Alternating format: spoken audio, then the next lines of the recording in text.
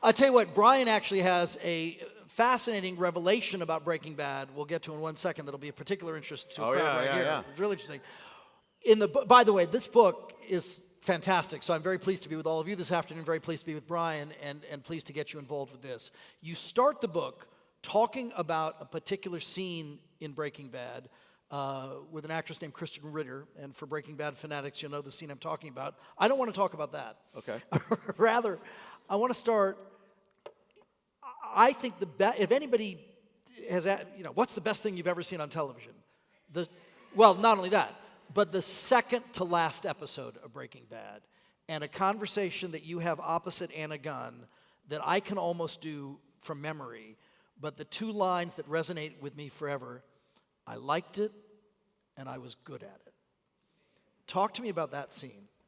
Well, actually, I do think that was the last episode. Was it? Am I right? I think that was the last episode. Well, I did that to see if you guys are really paying attention. It was something that we had talked about with Vince Gilligan from the beginning, that we were going to explore not just the overall arc of the character, going from a good guy to a bad guy, but we were going to explore his emotional journey, his physical change, that his ego was now fully engaged, that all kinds of transitions were happening to this man. It wasn't just the illegal activity and what was on the surface. So we wanted to explore all of that. And at the very beginning, if Vince and I had some disagreements, and finally we realized, we don't have to agree or disagree on this. It's like the way I'm approaching it, the way I need to approach it is I still feel that Walter White had to do this for some greater reason. He was not ready to admit that it was for his own personal empowerment, that it made him feel strong, it made him feel validated in some way.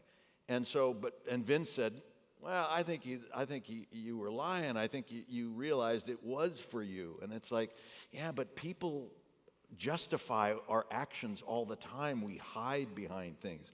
And unless you've been to an extraordinary amount of therapy and are really open and honest with yourselves, it's not really realized. So it wasn't until the very end of his journey that he was able to admit, no, this was for me. I finally got to do something that I was good at, and I liked it. And that was a very honest admission for him, because he had nothing left to hide. He had nothing left to hold on to. He knew that he was going to die that day. What an interesting thing, you know? One thing that you write about is how you want to put yourself in the circumstance where you have a variety of choices that you can make. And a lot of times, maybe this isn't the word you used, and I'll use it. Actors talk about the work. Is that the work, preparing those different? I fell in love with acting. It is truly an affair that has been going on for almost 40 years now. It is something that I found that is the empowerment for me. Walter White found his own empowerment. But I think it's what we have in common. I think adults are looking for empowerment, and we find that in many different ways. We find it in our work, we find it in our marriage, or our children, or our charities, or our community, what we're building, in many different ways. But we're all looking for the same thing. What makes us feel strong and relevant? What makes us feel powerful? And it's not a bad thing to say that something feels powerful. For an actor, to be able to be on stage or on a film and say a word or two and have an audience gasp or laugh or cringe, that is powerful when you could evoke emotional change out of a group of people. It's unbelievable. So when you're on stage, when you say something, there's a relationship that actors have on stage, and I feel some of it now, where you say something, and the reaction that you have sends it back to me. There's an ebb and a flow to this energy. So certainly doing a play, you're saying something and it affects the audience if they're with you. Hopefully you've got them. And they send it back to you. You're enriched by that, and it's like, boom, here comes the next one. So it's an amazing feeling. If you're into that sort of thing, that's my drug. I don't do drugs other than act. That's my thing. I don't know if you told me this after you won your first Emmy, or your second Emmy, or your third Emmy, or your fourth Emmy, but you said this to me a few years ago, and I wonder if your feeling has changed, because the post-Breaking Bad career is as remarkable as the period of Breaking Bad. You said at that time, this is your tombstone role. Yeah. He's this, he's that, he will always be Walter White. Yeah. Right? Do you think that's still true? Oh, yeah. Oh, sure. Uh-huh. Oh, sure. And I'm proud of it. It's like Bryan Cranston exploded today, best known as Walter White on Breaking Bad. It's like, right. That's what's going to be. And that's great. That's fine. Now, do I live there? No. I've moved on. I have to move on. The life is ephemeral, and we know that. We go through experiences. No one knows that better than actors, really, because we come to so many ends in a career. We have the beginning of something. We're working in production, and then it comes to an end, and you hug and say goodbye, and you go your separate ways. I just got a text from Anna Gunn saying, "This week good?" And so it takes some effort to stay in touch with all the people you cared about and wanted to see again. But doesn't everything? It always takes effort. So, but it is something I'm extremely proud of. Very lucky to have played Walter White, and honestly, I don't miss him. But I'll tell you why. I think if we were cut short, if we did 3 seasons and they canceled us, then I'd feel like, oh, there's more to say. Or if the ending wasn't so damn good the way he crafted that finale. Wow. Wasn't it? The genius is in Vince Gilligan. It's like there's no doubt in my mind, and that only solidified what I had already known, is that if an actor can attach themselves to well-written material, it will never fail you. It may not be a box office hit. Your TV show may get canceled. Your book may not sell, but if you will be personally satisfied if you continue to just attach yourself and invest and engage in well-written material. All right, so it begs the question that I suspect some people are thinking about. Who's a fan of Better Call Saul?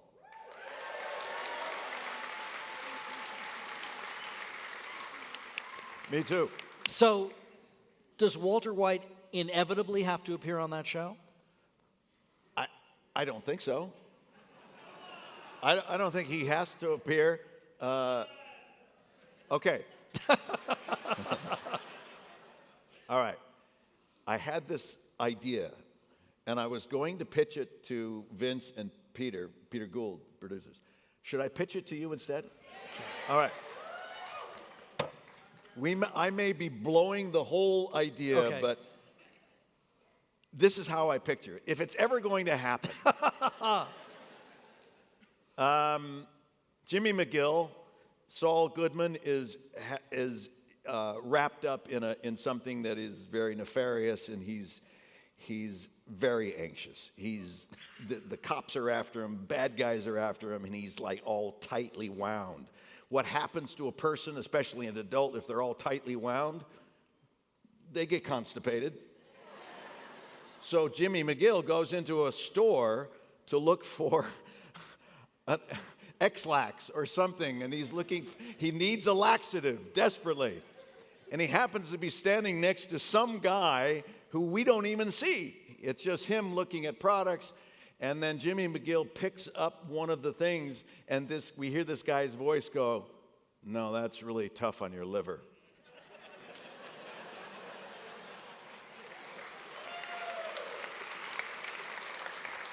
And then you see me, and I'm the guy going, no, you want to say, well, there's too much metal in that one. This one works really well for me. And he just go, oh, okay, thanks. And that's it. That's it. That's all there is. I helped him pick out a laxative. You're welcome. Scene. And scene.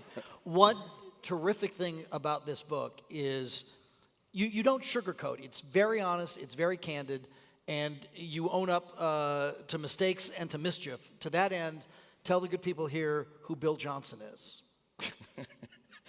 Okay, so I didn't have a lot of parental guidance growing up. When I was 11, my dad left the family. My mother became an alcoholic. She was desperately lonely and sad.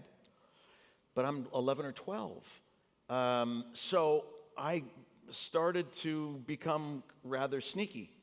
And I was actually called Sneaky Pete as a kid. Created a show off of it, which is like crazy to me. But I was called Sneaky Pete because as a kid, I didn't know the protocol. I didn't really know the order of things and how I had to follow things and where to put my energies. So if something looked hard, I went, oh, maybe I'll go around this way and circumvent that and not do that. And I'd do that. I'd go into a class because I was so hit hard by this nasty breakup, my dad gone out of our lives, and my mom was somewhere else emotionally, and so I was shocked, and I became very introverted and shy and quiet, and so I would go into a class and even say, what do I need to do to get a C? Okay, thank you. And so I would look for the path of least resistance and follow that because nobody was looking over my shoulder to say, no, come on, you got to do this, you got to do that. So I can't, and I think it's okay. I think for kids who are troubled, who have challenging childhoods, finding any way through that gauntlet and to the other side and making it out, I think it's okay. It's all right. But if you don't change, and once you become an adult, then you're in trouble because you can't continue with that kind of lifestyle. But at the time, I was sneaky. So on high school picture day, remember those? And you're class by class, you go by, and you fill it out and you turn it in. I did, Bryan Cranston, and that's it. And I just turned it in. Yeah. Well, that was easy. I just went back around. And it's like, what's your name? Bill Johnson. Chicky. Bill Johnson, 11th grade. Oh, it's good. So I have 2 IDs in high school. When I was good, I was Brian. But I got to tell you, that Bill Johnson, he was a troublemaker. That guy. So I had one in each pocket. And we had, in those days, Sam, I don't know if you're too young too, but in those days, we had truant officers. There were like school cops who would come by and they would go to the malls and they would stop every kid. Why aren't you in school? And then you got to write up. You're basically put in the car. And I mean, it was a serious thing. So whenever I got stopped by a truant officer, what's your name?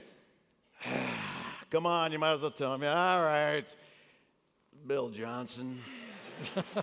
So they take me to the school, and then because I was so shy, nobody knew me in the administrative offices. So I would sit there, and they'd say, well, Bill, we're going to have to call your parents.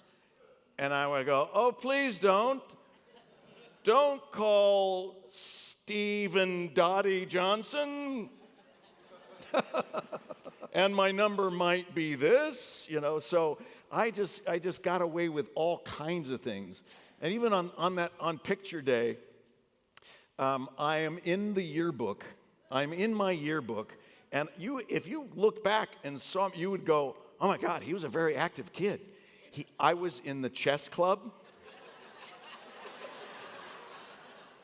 I was in the knights, the kind of the knights and the ladies of the school. Bill Johnson got around. I was also, ironically, in the chemistry club. There. Bill Johnson. So Bryan writes very candidly about growing up. The high school was Canoga Park High School, and I'm going to jump ahead a little bit. Various, day job experiences, Yeah. lifeguard, several other things, wonderful stories. And then I grew up in West Los Angeles, and off the 405 and Santa Monica, there was an office building that I remember distinctly because it had a big logo on it. For, now everybody does the dating on their phone or online, but this was a big dating service called Great Expectations. And I believe the gentleman sitting next to me was a counselor for Great Expectations? Not a counselor, just a guide. No, it was one of the many jobs I had, as, survival jobs. This was a great job because I got to, before all the, phones and everything, you put yourself on a videotape. Great Expectations was the precursor to Match.com, Right. Or Harmony. And so men and women would come in and write out a little thing about themselves and have a couple pictures, and then they had a little tape. And when I got there, I saw these tapes of these people going, well, I just so love walks on the beach, and I'm a Sagittarius, and and it's like, what are you doing? You're never going to get a date that way. So I said, let me do the videotape interviews. And so I set up a little secret button on my chair, and the camera was here, but I didn't tell them. So we're just talking, and I'd say, here, I'll take, and I would tell them a joke or something, and then they would laugh, and I would secretly push the button. And the tape might start with just seeing the person laughing, and then they tell a joke. And then it's like, oh, that's great. Okay, we're done. And it's like, wait a minute, we're done. And it was like, all I needed was for someone to see you as you really are, with your guard down, laughing, responding to something, expressing yourself honestly. And boy, I'm telling you, it really worked. People came in and went, boy, I like her smile. She's really great, And yeah, she's really a fun lady. You should take her out, So, and being a single guy at the time, I had my pick. I was like, it was, well, at least I had a shot anyway, But it was fun. It was a lot of fun. I think you're around 26 years old, and you book a job. Who remembers All My Children? The soap opera. So this woman named Agnes Nixon had created All My Children, One Life to Live, and then another soap opera. Does anybody remember Loving? Okay, a couple of people for Loving, but you gave Loving. So Bryan's first big regular gig, you gave Loving a different name. What did you call it? Leaving. Everybody was fired off that show. It was amazing. I lasted 2 years, but then I was fired, and it was devastating. But it was a great experience. For some reason, when I decided to become an actor, I learned a lot, as we all do, from our parents. My dad was an actor, and he was a typical actor in the sense that he had, a down year and then a worse year than that, and then an okay year, then down, then up, and then it was very, very trying. And I think that contributed to his demise and this, epic midlife crisis that he went through. And I looked at him and I thought, you know what? It was like he wanted to be a star. He needed to be a star. He needed to be famous and out there and all that. And I just completely rejected that. I just said, if I'm going to do this, I want to be able to make a living. And if I can make a living at what I really love to do, that's the victory. If that means I'm just barely paying my bills, then I'm just barely paying my bills. I'm fine with that. So that was the goal. When I was 25 years old, I got this job. I had to move to New York, and there was something. It was visceral. It wasn't anybody saying anything. It was just a sense that I felt I have arrived. And I think there's a lot of people out there who can say that, look back on your careers, the moment when you went, oh, I can do this, and I can do this well, and I don't feel like a fraud or a charlatan anymore. I can actually do what I am saying I can do. And that was it for me. And from that point, at 25 years old on, I've never done anything else. And so in that regard, loving daytime drama was an incredibly important step for me. It was hard to do. But if you want to create something as honest as possible, you have to get through this absolute mass amount of material that comes in. You memorize your work, you perform it, you throw that script away because you got tomorrow's work. You memorize that, you perform it, you throw that away the next week. It's like, whoa, it's dizzying. It's so much work. And try to do your best work under those conditions. It's really tough. But what a great training ground, and what a way to start working that memory muscle, into something that I've used to this day. So you're a working actor, guest stars, commercials, and you have a funny story, I want to say involves mountain climbing of sorts for a candy commercial. One of the things that, there's actors in this group I know, and one of the things you do is there's an innate sense of boldness to who we are. We often will say we can do something when we aren't quite sure if we can, or it could be a bald-faced lie. And my agent said there's a commercial for Mars candy bars, but they need people who know how to rappel off a mountain. There's like, it's like doing this thing when you're all attached with the belts and the thing. And it's like, do you do that? And I said, of course I do that. I love that. Of course, yes, I'm great at it. Oh, yeah, let me go, I'll do it, sure. I've never done it in my life. I actually never had an interest in doing it. It's kind of scared me a little bit. But I wanted to put myself in a position of trying something new. And so we go to the audition. The oral audition went very well. I talked up a good game. And they said for the callback, we actually have to have the guys rappel off our 3-story building. How do you feel about that? Knowing that they can't do it then, I went, can we do it now? Oh, let's do it now. Just hollow boasting because I knew it wasn't going to happen. But I did have an inkling that this was coming. So I felt really good about it. So there was an outfit in the Southland here called A16. I don't know if they're still. Should they still? Yeah, there is. Are they still in business? They sure are. An outdoors thing, and A represents like the most scenic, wonderful, great thing if you ever get to that point. And the 16 was the hardest thing you can do. So they like rapids. It's like Class it's 5. a 3 or 4. Right. It's like okay. So.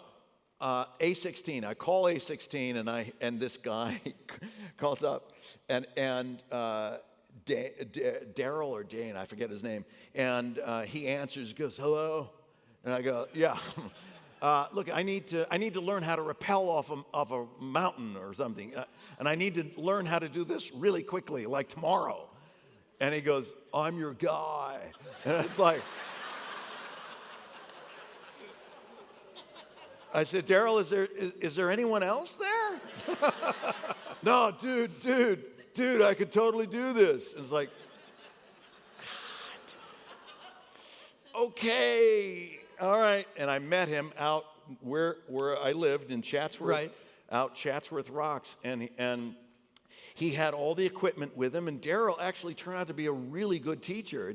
I was prejudiced because of this kind of top, the hair, and it's like, my life, and you're like, oh. And so I didn't trust him, but I should have because he turned out to be a really great teacher. And we went on top of this rock, and he set it all up, and he told me, this is a gold line, and it goes through the carabiners, like this, and then you want to become perpendicular to your rock, right? So when you step off, you go this way so that you can rappel down. Well, my first time off the rock, I'm coming back, and here's the rock, and I'm sliding down. The rock is right here. The rock is here. And he's down below going, dude, okay, go perpendicular to the rock. It's like, put your right hand behind your back. And it's like, okay. And my right hand wasn't moving. It was like I was it was like, why aren't you going? It was like my right hand was giving me the middle finger without moving. I finally got my hands down here, and then quickly, but it was like, I was petrified. I was absolutely petrified. Remember that pitch that I told you about, if Walter White ever shows up? I had the opposite problem. Oh gosh. Everything was going crazy in my body. I was petrified. I was so scared. But I stayed with it, and then we got to the second time and third time, and pretty soon I'm like jumping down, and then I did some pendulums, and then I was like, hey! And it was doing well. So I actually did get a call back. We went there. There were 5 guys. I was picked randomly to go third. The first 2 guys get up there, and there's a professional stuntman hooking everybody up on the 3rd floor roof. And then you get up on the parapet wall, and then you start, And the 2 guys before me were it was like me the first time. Like, they're walking down, and that's just not exciting, because they want, zzz, boom, and then you open up a Mars bar, like, zoom. That's what they want. You got to be able to do that. And they were walking down, and the producers and the director were worried, because they knew if they don't get this the way it should be, they're not going to have a commercial. So I realized that too. I thought, okay, I got to go for it. What I did notice is that they were coming down through a double gold line through their carabiners. All right? You know what that means? I know you do. I had just learned it 3 days earlier. And so I went up to the producer, and I said, okay if I went and hooked up myself through a single line of the gold line and through a carabiner? And they're like, I said, it's kind of like packing your own chute. Oh. Yeah. Oh, that's funny. And I go marching up there, and I go, no, we're doing a single line. We're doing a single line. He goes, are you sure? I go, yeah, put the single line through there. And then I go up to the parapet wall. You guys good? You ready? Yeah. All right, good. Oh, God. Oh. He says, you sure you want to do it? Yeah. You're ready? Okay, the camera's good. Okay. Oh. And I just stood up on the parapet wall, and I just flung myself off. I went zing to the middle of the building, and then crouched, pushed off again, did a little 360, down, unhooked. Yeah. And the part was mine. There you go. So, a week later, where are we shooting? We're shooting at the Chatsworth Rocks. We're shooting at the Chatsworth Rocks. And I couldn't help being a smartass. Right. So I said to the producers, you are not going to believe this, because this is the exact place that I first learned how to do this. It blows my mind that I'm back here. Just crazy. What a coincidence that is. I mean, like. That's great.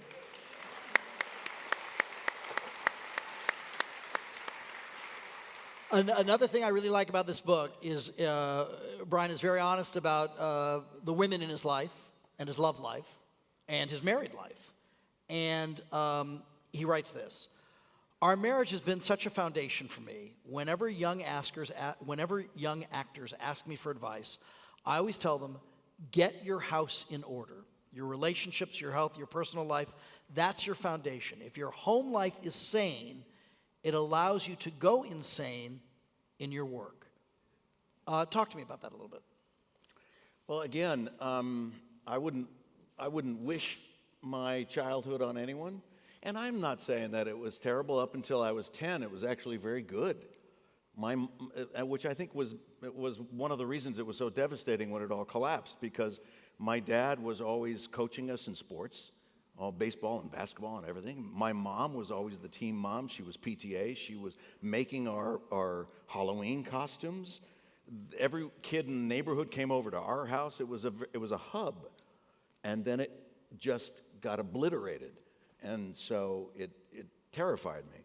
So I thought the best way to then approach this is to not go the route that my dad did, you know. And I wanted to create my personal life to be as sane as possible, and there is. I've been married for over almost 29 years now. I've been with the same woman for a long time, and she's wonderful. She's a wonderful woman, and I met her. She was an actress at the time, and I met her on a show called Airwolf. Do you remember this show with a helicopter? Terrible show. Just a horrible, horrible show. Well, you write in the book that the secret to Airwolf is the helicopter had to be featured, at least in every episode. Okay, can you imagine that writer's room? At the end of every episode, the helicopter has to be in the denouement, has to be in the climax. Go. And so you go, okay, well, hovers over the building and drops the rope. Yeah, good. Okay, goes underneath the bridge and, oh, yeah, good. Okay, it's starting to get, all right. Okay, imagine season 2 or season 3. The helicopter meets a girl helicopter. It was terrible, but that's where we met, and it was great. It was terrific. And Robin is, a beautiful, beautiful person and a lovely mother and wife, and I have no doubt that has contributed mightily to what has happened in my career, because I was ready for it. Because I knew I had this to go back to. I feel a tether to my personal life in a good way. Right. I don't feel like I'm floating off and I don't have any basis on how to get grounded again. And I run everything by Robin. She reads everything that I'm considering doing, and she has an opinion on it, and we talk about it. What is the effect on the family? What is it, the toll? Where are we shooting this? When I read Breaking Bad, this is where I should bring this up. Right. All right, so where are we right now? What city are we in? All right, how many people are proud locals of Riverside? All right, get ready to have your heart sort of broken. We were supposed to shoot Breaking Bad in Riverside. Yeah, it was in the script. It was in the script. What happened? All right, I'll tell you what happened. You know what happened? New Mexico offered 25% of everything we spent as a rebate. 25% of every dollar that was spent on Breaking Bad, every single episode, every single year, came back to the production company. That adds up to a lot. Well, that's it. Whenever there's a question, what do we always do? There's got to be some money component to it, right? Follow the money. And that's exactly where this is. It was a financial situation. At that time, there was no California filming rebate in place. So we shifted from Riverside to Rio Grande. Right. That's what it is. Another Riverside. Knowing that this was going to shoot in New Mexico, I really wanted it because it was so good. So well written, so beautifully crafted, and the characters were just ripe for exploration. And I give it to my wife to read, and I said, now, before you read this, just know that it shoots in New Mexico.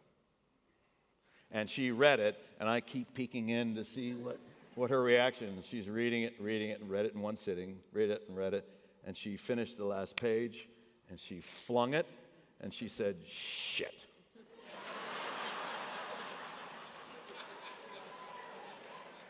Because it meant I was going to be out of the state for 6 months at a time.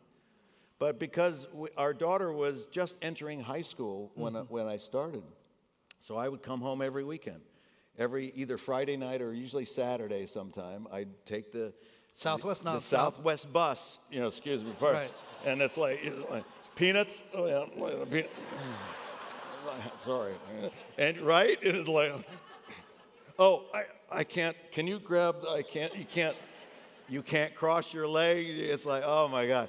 So that was me on the Southwest bus every Saturday, and then I come back Sunday. I come back to New Mexico on Sunday, and then you start it all over again for 6 months, for 6 years. One thing you write about is during particular sequences, and Walter White obviously went through a variety of circumstances. There were times when after 12-hour, 14-hour, 16-hour day of shooting, you'd sit in the makeup chair with towels, I believe. Yeah. And then on the ride home, you'd call Robin back in L.A., and then you almost just went home and collapsed. Yeah. You work a 14-hour day, basically. So the only thing I had energy left to do was to make it home and eat a little piece of chicken and memorize your lines for the next day and go to bed. It's not very exciting, really, in that sense. But if you love what you're doing, which I did, that's fine. I didn't need to go out. I didn't want to go out. I don't want to have. I'm married and happily so.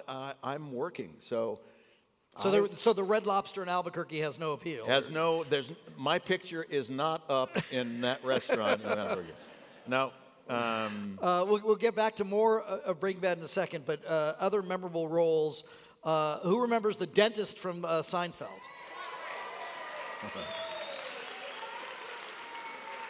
And you write of the lighting director with the greatest comedic sensibility of anybody. One of the first times, there was an episode called, it was called The Jimmy.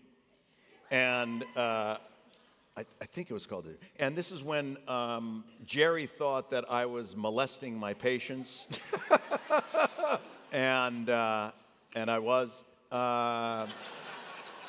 And this is when he comes back from the dental appointment, and Elaine says, "You think he molested you?" "I think he did. I think he molested me. I had my shirt untucked. I don't remember." So I'm in there as the dentist, and he was upset that I converted to Judaism. Right. Or maybe it was the yada yada episode. Anyway, he was upset, and I at one point I asked the dental hygienist for nitrous oxide, the laughing gas, and then I put it on Jerry, and he starts to go out, and I said, "Just relax." And then when he comes to, he sees my dental hygienist and I putting ourselves back together, and he's like, So we rehearsed the scene, and then we were going to shoot it once the audience came in. We rehearsed the scene, and then the rest of them left that set, but I stayed because I wanted to get used to the stool and the equipment and where things were. And I hear this voice go, "Hey, you know what would be funny?" And I look, "What?" And I look around, and on a ladder, adjusting a light, is a technician. And I go, "What?" He goes, "Do you want to know what would be funny?" And I went, "Okay, man on a ladder, what would be funny?" And he said, "Before you give Jerry the laughing gas, take a hit of it yourself." And just like you responded, you know when something's funny. And I went, oh my God. So I waited until the audience was in and said, nurse, may I have the nitrous oxide? And they take it, and I go, yeah, that's good. And Jerry bends over laughing. He's done. He's almost off the chair. He's laughing so hard. Calm down. And now Larry David, who I have since worked again on Curb Your Enthusiasm coming up. Oh, wow. This is where you see the brilliance of Larry David and Jerry. And Larry was recognizing bits and pieces, and he accentuates. He knows when a comedy bit is working, when it needs a little tweak. A little tweak here and there. And so he says, Jerry, stop laughing. Jerry, stop laughing. Jerry, stop it. Do it again. Bryan, do it again. And it's like, nurse, man. And he starts laughing. Jerry, stop it. And now I'm starting to smile, and we're both not looking at each other. Ready? All right, go ahead. There were many of those, and then he's looking at it. I go, nurse, and just say nurse, and he starts laughing again. It was that we must have spent, I don't know, an hour and a half just trying to get that one joke to land. And that's what it is. It was like, but for me to be able to, by the way, so I'm told, Larry David goes, Bryan, it's a very funny joke. And I go, Larry, it wasn't me. It was that. And of course, there's no more ladder now. We're shooting the show. And I go, where's the guy? Oh, it was that guy. And I point off, and everybody's head turns to the corner to see this guy. And this is what he does. I go, he's the guy who gave it to me. And he's leaning on a door jamb, and he goes, as if to say, if they'd only listen to me, I got 1 million of them. That's just a little piece of what I got. Oh. That's the tip of the iceberg of what's down in here. I got a lot of stuff. Should put me on as a writer. I got so much. Yeah, so, I mean, it was, doing that show was like going to comedy boot camp. It was amazing to see how you can craft a joke or a sketch like an architect. It was just astonishing to see what they could do. In the book, you write of, I think, you want to get a check, you want to book a gig, you'll do anything, and then somewhere along the line, I think it is around this period, I wasn't there to get a job. I was there to do a job. Simple as that. I was there to give a performance. If I'm attracted to the outcome, I was setting myself to expect and thus to fail. My job was to focus on character. My job was to be interesting. My job was to be compelling, take some chances, serve the text, enjoy the process. And you describe this as not some semantic sleight of hand. It wasn't some subtle form of barter or gamesmanship. There was to be no predicting or manipulating or thinking of the outcome. Outcome was irrelevant. I couldn't afford any longer to approach my work as a means to an end. And you said that was a very important switch in your own head. It changed my life as an actor. But because before, I used to think that an audition was a job interview. It makes sense. The casting office is, they're hiring actors. I'm an actor, and they need to fill out the cast for a movie or a play or something. So it is a job interview, isn't it? So what happens when you go and you're an actor? You give off a sense of need or want. Hopefully it's not to the point of desperation, but certainly to the point where you're like, why would I like to have this job? So I was putting an attachment to an outcome. I hope that this process leads to that. And by doing so, you're almost leapfrogging over the process. And I realized I was making this mistake, and I just stopped. And so for all the actors out there, if you take nothing else away from the book or me, try to take this. It will change your entire outlook of how you approach things. And I think it's applicable also for people who are not actors. And that is this. What I realized what I was doing when I was going into these auditions, I was giving up my power. I was saying, okay, I am in need, therefore you have the power. Whenever someone is holding power someone else needs it, wants it, is trying to get a piece of that. So I took it back. So I kept it. I turned it around, the perception of it in my head, that I have something of value. And so I developed this idea that it was quiet confidence. It is not the same as being boastful. It is not the chest-pounding, look at me, look how great I am. It's none of that. It's saying, I do have a value. I am talented. If I asked any one of you in what you do, whatever it is you do, I hope that all of you say, yes, I'm good. And that's not a boast. It's a recognition of what you can accomplish, what you've done in your careers, in your lives. And the same thing with actors. Just say, I am good. I have a value. And I'm not going to give that away. So instead of wanting, needing something, I was going to give them something. I was going to give them something I valued, and maybe they will too. But that's up to them. So I'm here to do something, to work on my character and serve this text, serve this story, and create something in this room and then present it. Here it is. Thank you. Goodbye. And I was gone.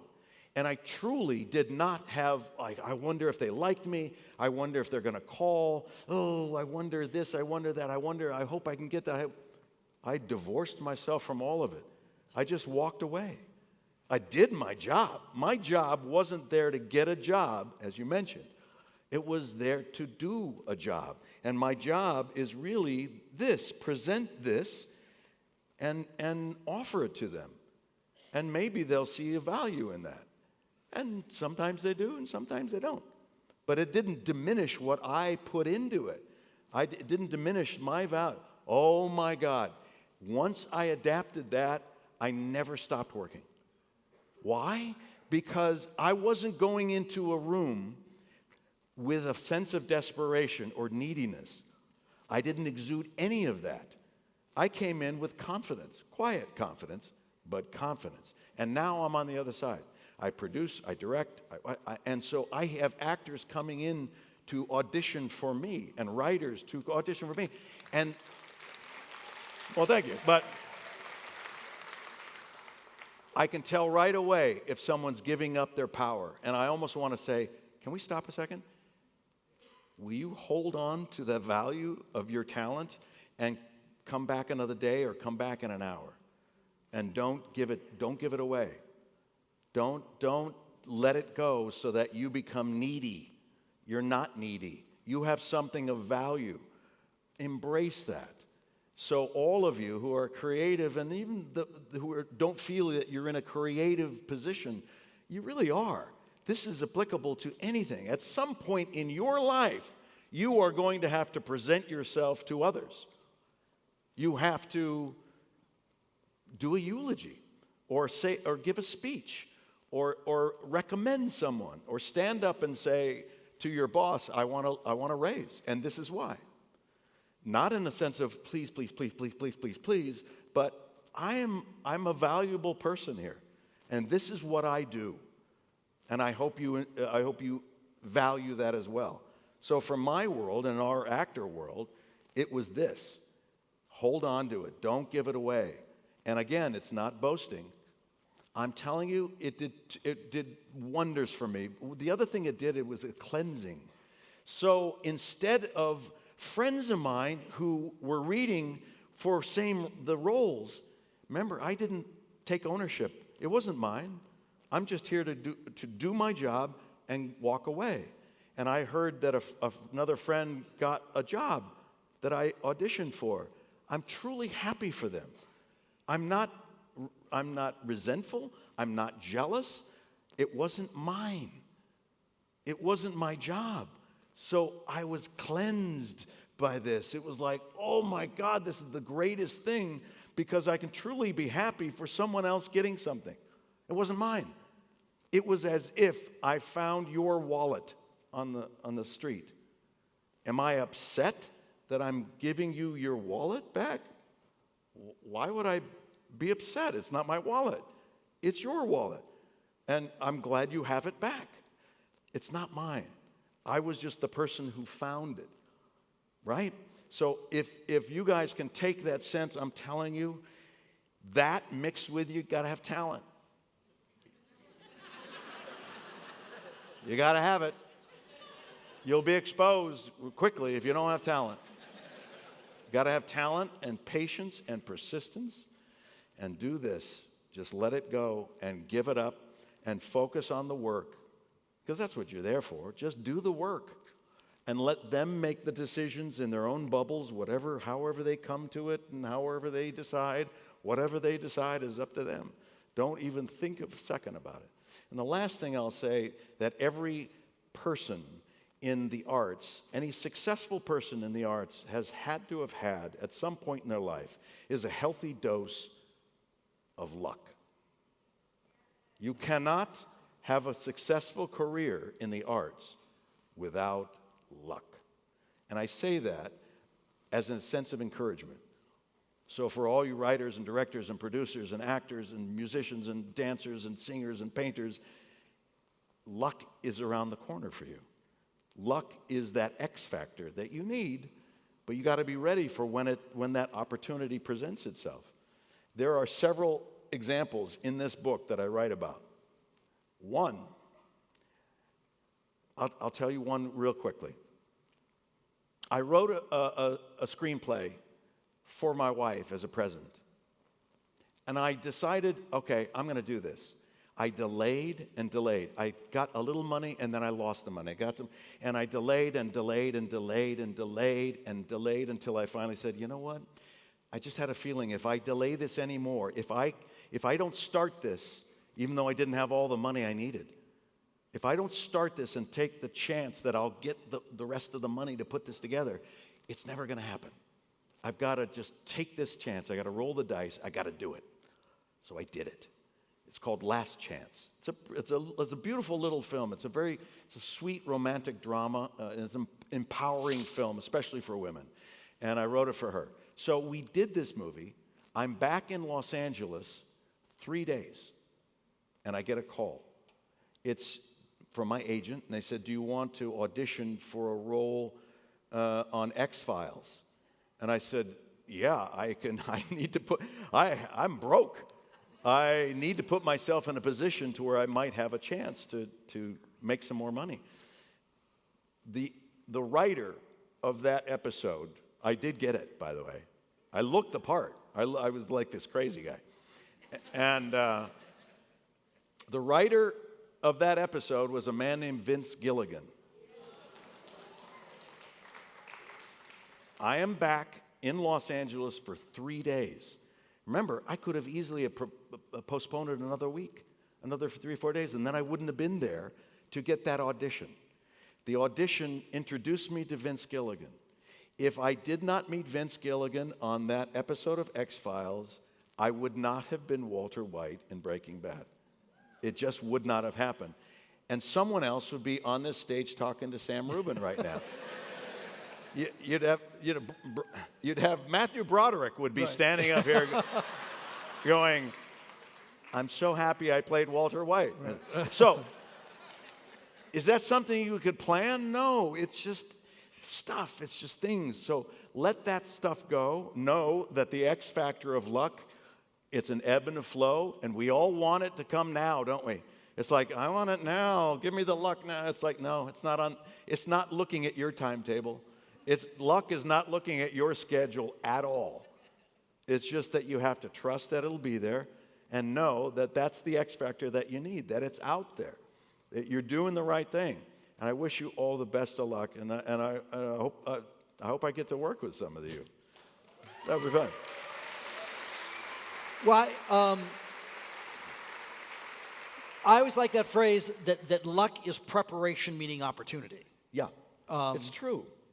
And then here, first, the only name drop I'll provide. I was talking to Bradley Cooper, and he said, I don't know if it was Survivor's Guild. He said, boy, I've had this amazing run, but I know there are waiters in LA and New York who are better at this craft than I am. But they didn't get lucky and I did. That's right. And he intimated that he sort of almost felt badly about that because he knew, there's a guy at this restaurant who's my friend who's a better actor than I am. There are acting classes that I've been in when I've been blown away by some of the actors. And it's like, and I've never seen them. I don't know if they have a career. I've never seen them. But, I mean, astonishingly talented. And whatever it is, it could be, personal problems. It could be that they just didn't find the luck. It could be that they didn't stick it out. It could be for any number of things. But this is, to have a career in the arts, you have to be in love with this. I try to discourage as many people as I try to encourage, because if someone tells me, I'm going to give it a try, I'm going to give it 2 years, and I'm going to give it 2 strong years, what do you mean 2 years? What is that? Where did you get that number? 2 years? It's like that's the magic number, and all of a sudden you mature after 2, or the luck is coming. And I say, to get what? To get a series or get a movie. And it's like, can I save you a little time? I can save you 2 years of time. That's a pretty good savings, isn't it? If someone said, I can save you 2 years of grief if you'll just listen to this. Go back to Iowa. And if you can find something else that you can be happy doing, you need to do that. This is not for that. A career in the arts is not for the faint at heart. You have to be resilient. You have to be in love. When you're in love, you fight for it. And so if you're not in love and you get some resistance or some difficulty, what happens? Hey, I'm out. I'm bailing. We've all been with people, right, in relationships. And if you're not in love and the first sign of any kind of, I got to go. Right. It's not for me. But people in love need to work. And it takes work. It all takes work. And that's the other thing I would say to any actor listening, because I get that a lot too. Hey, what'd you do? What was the thing? How did you, what? And it's like, you mean the shortcut? Yeah. How do I get there? And it's like, there isn't any. There is no shortcut. Believe me, Sneaky Pete tried to find the shortcut. I looked everywhere for the shortcut, and finally I realized once I fell in love with acting, so if I just put all my energies into what I love to do and get as good at it as I possibly can, it'll bloom. And you have to have that faith that it'll bloom. And that's what I did. Just pour it into what you do. It's the same thing when people talk about, you think you get nominated? You think it's like, again, I'm here to do my job. I don't talk about it. You hear it. We get asked about it all the time on red carpets by people like Sam Rubin, and talking about, you think you get nominated for this role? And it's kind of juicy, but I go, it's not for me to even think about that. So it's just, you're just there to do your job. And good things will happen if you are. Was Malcolm in the Middle a break?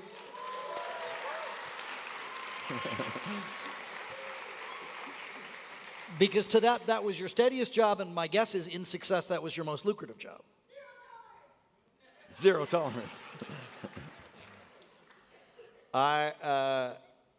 It's amazing how, yes, it was it was just brilliant writing. Linwood Boomer wrote a beautiful script and characters that you can grow and mature or not. And I was very lucky. Again, I was very lucky to get that. I write about that in the book as well. It's like I tested for 3 other pilots that year, and I could have gotten them. But I was of that thing. It's like, I'm just going to do it. Here you go. It went to someone else. Hey, good luck. It wasn't mine. It's his. It's not mine. And Corbin Burnson got another job that I know Corbin for years, and he got a job that 3 of us were up for. Hey, Corbin, good luck, man. Have fun. I hope it's good. I'm fine. All those went to pilot. I didn't get either one of them. And then there was this script called Malcolm in the Middle that showed up. And I got that one. And it lasted for 7 years. The 3 pilots that my friends got, it didn't last. They shot the pilot, and none of them sold. So what you may think is, oh, unfortunate news in the beginning, may be the best. Here's another one. We do 7 years of Malcolm in the Middle. Great, we're having a blast. It's so much fun. You're financially secure. You're going to work making people laugh all the time. It's fantastic. They tell us, Fox says, hey, we might pick up an 8th season of Malcolm in the Middle. Oh, fingers crossed. Oh, I'd love to pick up an 8th season. Wouldn't that be fun? We've formed a family. It's so good. We'll see how our pilot season goes. If it's not as great as we think, then we're going to go an 8th season. We get a call late April. Sorry. They told us, keep the sets up, keep everything up, and then let it go. End of April, they said, no. We had a pretty good pilot season. We're going to go with these other shows. Oh, right? It's bad news. We were disappointed. I did a play that year, and then in the fall, and this is 2006, in the fall of 2006, I get a call from a guy named Vince Gilligan. And he says, remember me? He's this sweet guy from Virginia. And I go, not really. Oh, so, from X-Files? Oh, yeah. I have a script of something. I know they're not going to let me do it, but boy, I sure would like you to read it.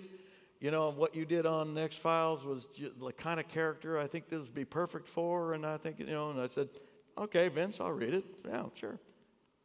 That was Breaking Bad. So I get Breaking Bad. We shoot it in February and March of 2007. Now remember the story where I started with this? Had Malcolm in the Middle picked up an 8th season, we were this close, we would have gone all the way to May of 2007, and someone else would have done Walter White because I would have been busy on Malcolm in the Middle. Matthew Broderick, once again, would be up here. So I have example after example after example of those things that are just like shifting and happening. So when you hear what you think initially is bad news, just have a little bit of a smile, like, okay. Okay, so that wasn't for me. Something else is going to be for me. It's not my time. That wasn't for me. Great. Does it mean you don't put any less effort? Of course not. You put all the effort in. But you don't have an attachment on the outcome. I'm telling you, please, if you can learn how to get to that point, you will walk into a room for whatever reason, and you will be powerful because you don't need or want anything from those other people. You're there to give them something. That's the difference. You're there to give them something of value. And I'm telling you, when you leave that room, they're going to be impressed with it. They're going to feel like, I believe that woman. She was very confident. I trust in her to do what she said she can do because of her confidence. Not boasting, not braggadocio, no, confidence. Man, I hope you, please, when this happens for you, please write to me and tell me that it happened for you.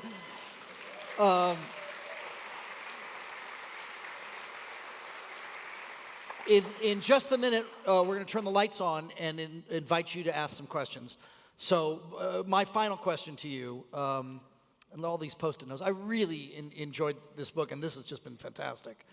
You said backstage that you really enjoyed putting these Post-it notes inside my book. Now, he didn't read anything. He was just, wow, this will be impressive. These are all at random. What's the best part? Having had moderate success and then enormous success. As you look, and I suppose in putting a book together like this, it's a period of reflection as well. Is there a best part? Is the best part, I don't know, the doors that Breaking Bad has opened subsequently, or what? Well, the best part is that I get to share this with my wife and my daughter, because it's true. I met her when I was 29 years old. She was working a lot more than I was. But we were making this She had a condo, I had a condo, and we're like, oh, you're a working actor too. Oh, yeah. And we just took that philosophy into our little home and started our family. And it's like, and then now it's mushroomed into this thing that no one could predict. It's just like enormous. And I also didn't. I'm not the guy who's reciting the Academy speech in the shower or anything. I just put my head down and go to work. That's it, just go to work. If someone taps you on the shoulder and wants to reward you with something, I'm grateful. I'm very proud of the Emmys and the Tony Award and the SAG Award and all the things, that Golden Globe, and I mean, I'm so proud. From a professional standpoint, the best part is that through fame and celebrity about what I do, and which is really a byproduct of what I do, I was very happy as an actor without fame and celebrity. So that came as a byproduct of it. But the best thing about that is that opened the doors to really, really talented people who didn't know who I was. And now I have an opportunity to express myself with the best writers and best directors, and it's like, oh, wow, it's like you're filled with helium, it's like, oh my God, it just opens up the world. So I love to be able to do films, and I'm producing television. I'm acting sometimes on television, some in movies. Oh, I'm going to be in London doing a play. So if you're in London, from November to the end of March, come see me at the National Theater. This is a new, it's an old story. The old timers there, and you'll give away your age if you recognize. In the 70s, there was a movie, a really great movie called Network. Paddy Chayefsky. Well, it's been adapted to a play, and it's going to be at the National Theater. I get to play Howard Beale, who says those ultimately, I'm mad as hell and I'm not going to take it anymore. Very, very prescient, actually, in the times. In the 70s, it was written as a farce, talking about fake news and talking about news being couched, but in entertainment. It's really we're feeding. The viewers are being fed information. We're being told what to see, and it's a beautifully written play. And I get to play Howard Beale, so it's like that's fantastic. And so I'll be doing that. And I like to, again, it's the relationship that an actor on stage has with an audience, and so I'm very excited about that. Well, as you should be. So, Ted, is that what we're to do? There's Ted over there wearing a suit coat and a pocket square. Maybe the only one here doing that. That means he's official. It's very official. Great, and thank you. Thank you very much, Sam. We have time for just a few questions, so I'm going to ask you to raise your hand, and I'll bring a microphone to you. Oh, hi. Hi. Mr. Cranston, I really loved you in Trumbo. Thank you. What's your opinion about that movie? The politics is resonant of what we're doing this year with our politics. What's your opinion about all that in that movie? In about Trumbo. Well, I'm able now to have some perspective on it, because when you approach a character, you don't want to be in judgment too much. I don't want to look at the overall effect of it. I just want to be myopic to what this character is feeling and thinking and presenting. That said, in retrospect, I think it was an important thing to do, because it was a dark period not only in our country's history but in Hollywood history, about finger pointing, about someone who has a different ideology and how prescient that is. In our politics today, we have a deeply rooted problem, and that is this: that if someone has a different opinion than you do, it suddenly makes them the opposition. It makes them wrong, and it's not. I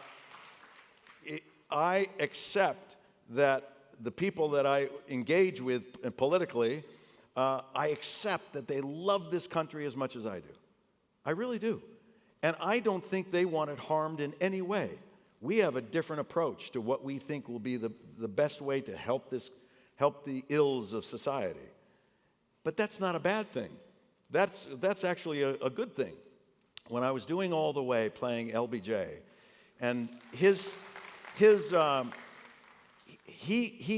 in reading all the material, in the 60s, it was very common for politicians on both sides of the aisle to dine and have drinks and go to picnics with each other. And why is that important? Because if you meet the husband or wife of the person who is on the opposite fence of you in ideology, and now the next day you're debating with that person. I don't want to make that person the enemy. That person's my friend. I met her kids. Why would I try to demonize her? We've got to work a way to get together on this, right?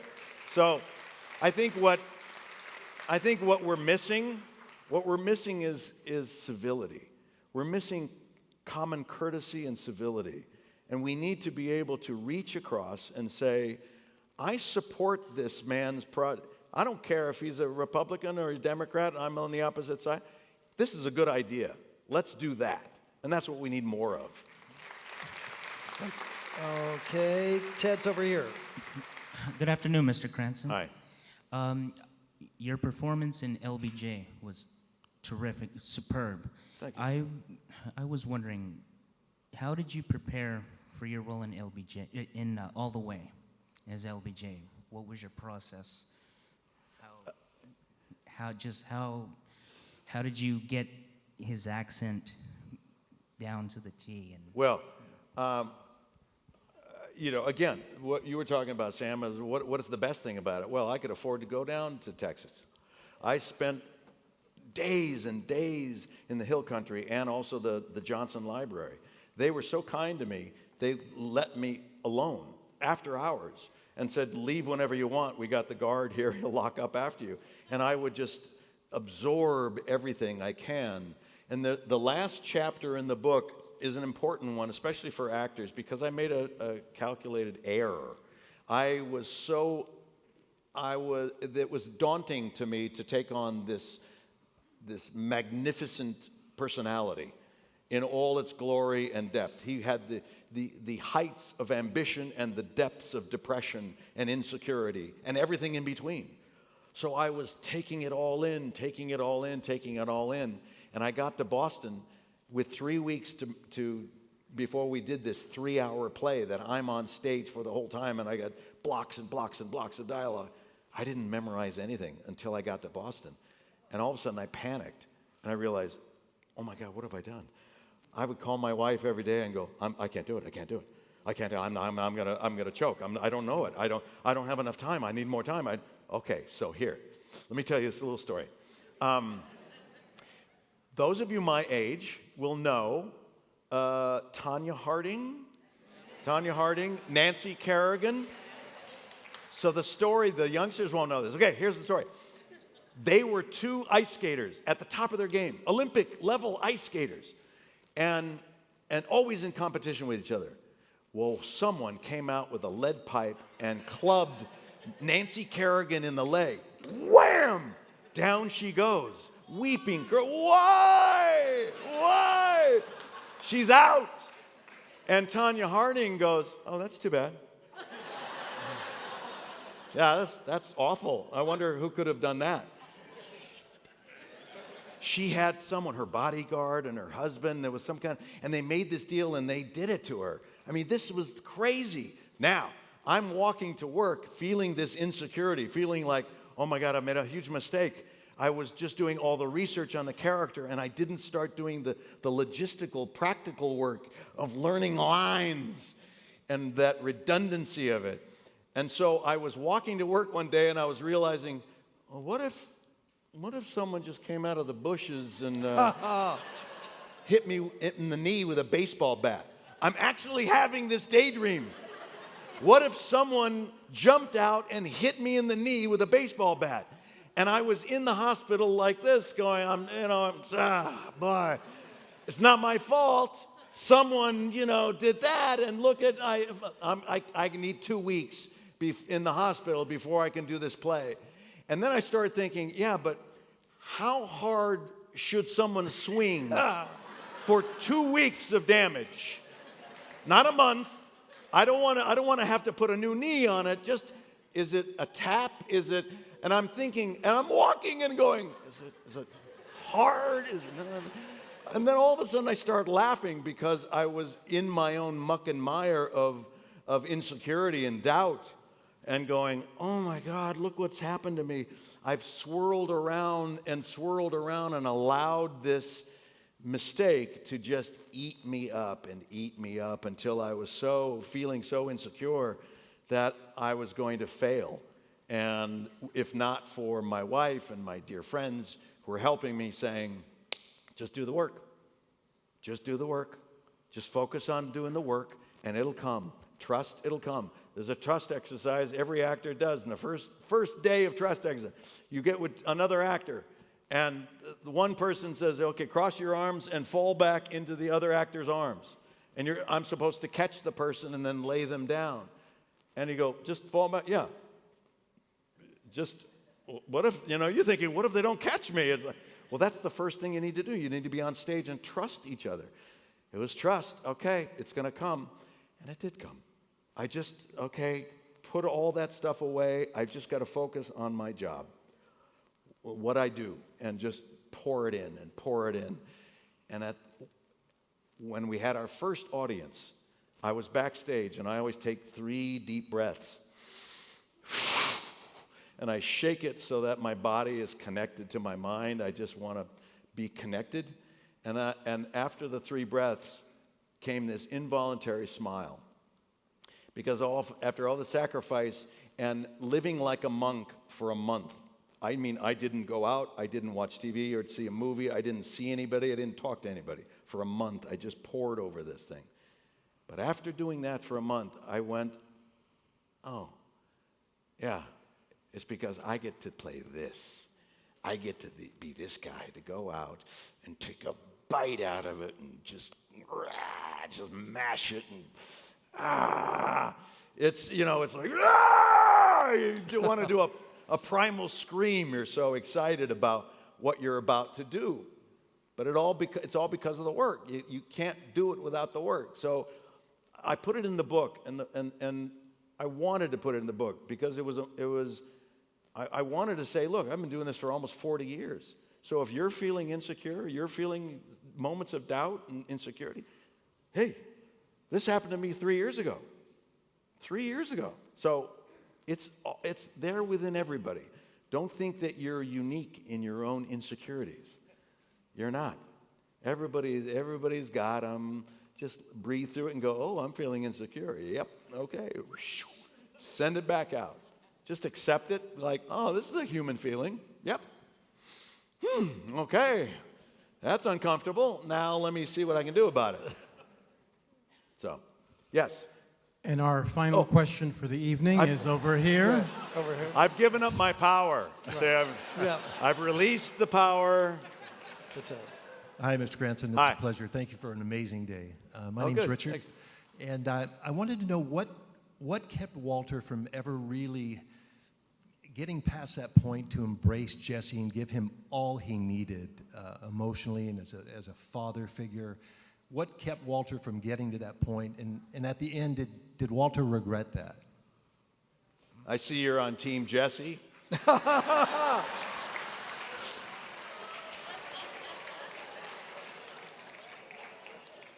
Jesse was an idiot.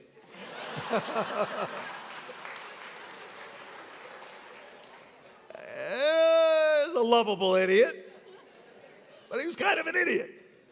What was so great about that is that putting us together, by the way, I don't know if you know this, but Aaron Paul was not supposed to be on the series. He was only supposed, the writing, Vince Gilligan said, I can't just have Walter White starting to sell drugs. He doesn't know that world, so I need a conduit. I need someone who knows Walter White, but also knows the drug world. He was only supposed to be the person that introduces me into this arena, and then he was going to tragically die about episode 3. Of which, yeah, Mr. White. Yeah, bitch. That's his line. So, Aaron Paul is my dear, dear friend and will be for the rest of my life because he is a beautiful human being. He's a lovable, embraceable, engaging man, and he's also a terrific actor. So he's got a full thing, and we bonded immediately. And what was so great is that the way Vince wrote this, with these disparate characters, there was nothing in common between us. We were there because of circumstances, and that's all. We would not have engaged in each other in any regard because everything was the opposite of the other person. But that's great. That's great setup for conflict because conflict then pushes the narrative forward, and we were always in conflict with each other. I always teased him that I go, oh, did you read the next episode? Episode 5?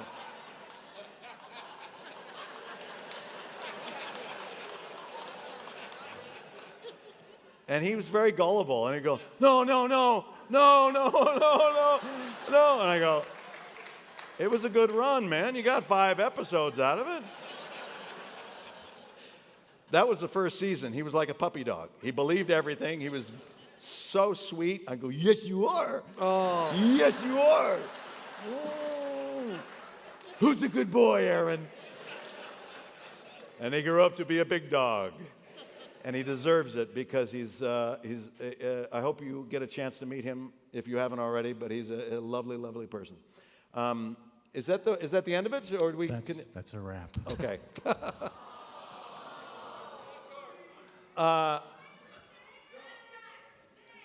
Hey.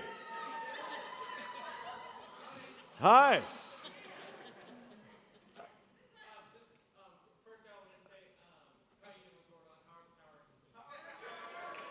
Yeah.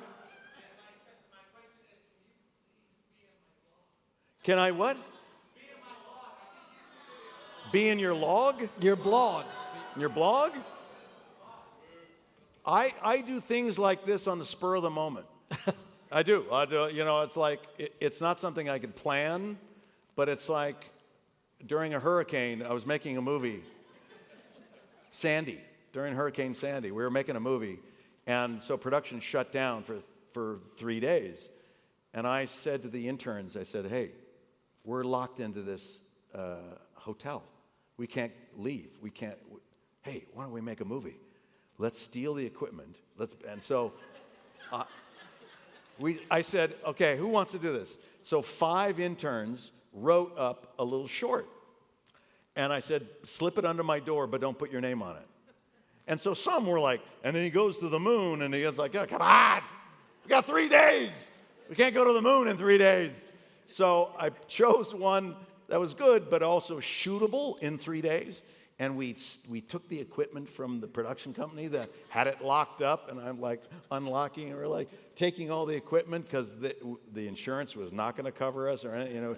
We're like, and we went out and we shot this movie. It's called Writer's Block. You can see it. You could see it on, and we did sneak out. We weren't supposed to go out, and we snuck out at night, and we went. I mean, it was cool. But that was like a spur of the moment. It's like we got 3 days, we're locked down. Let's just break some rules. Let's make something, and let's create something. And so that guy, Brandon Blanco, he went on, and he's now doing his own productions and things. It's great. And it's like really cool. So that's how we'll do it. We'll make a movie together in and around. Hey, listen, I just wanted to say thank you very much. I'm a very, very lucky man. I count that as a blessing. I hope, and I sincerely hope that you feel that you're blessed as well. Perhaps someday we'll meet on more personal terms, and not in this kind of presentational kind of thing. I've had the luckiest ride. I cannot complain. I won't complain. I just wanted to say one thing, that this is all fun and games, but there's a lot of people right now in jeopardy down in Florida, and who just had it in Texas, that if you want to send just a prayer, a thought, a sense of being good luck, and send money to the Red Cross to help these people, as we are getting people together and we're doing this. And that's a blessing as well. So let's think about them for a second, and God bless them, and God bless you. And thank you very much for having me today. Thanks, Bob. Appreciate it. Thank you.